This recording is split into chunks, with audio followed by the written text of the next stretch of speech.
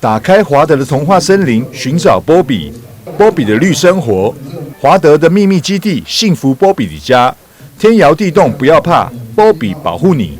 这4本故事绘本，拢是由华德社区大小朋友共同创作，希望用轻松趣味的方式，将环保甲防灾观念传达给大众认识。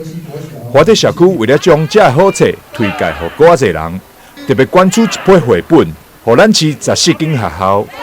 为了多元文化的教育视野理念，那以创新推展启发旧思维，且需要有些温度。咱若想要建设较好的，就是有一点仔温度，有一点仔深度的优质社区。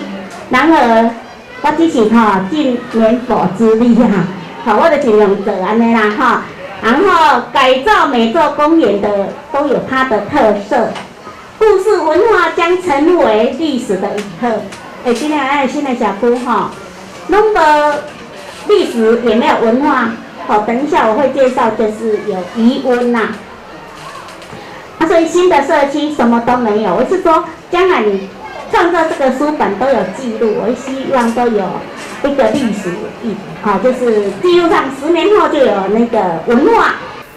一个社区型的活动，煞出现2位局长，也显示出观测活动受到政府的重视以及成功。包含了我们的环保，还有节能另外还有防灾。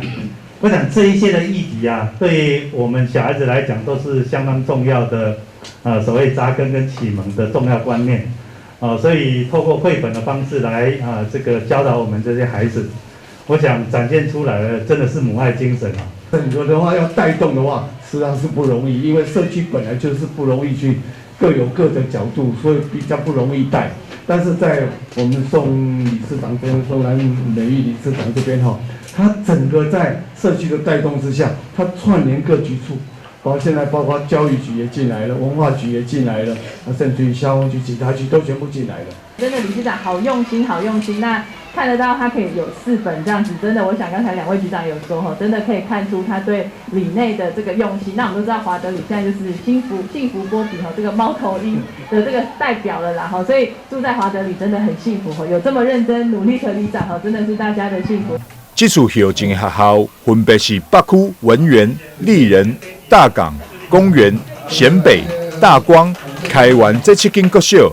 另外，中西区的成功国小，以及北门区的文山国小、新营区新兴国小、大内区立溪国小、咸水区地头港国小、七股区光和国小，以及麻豆区培文国小等。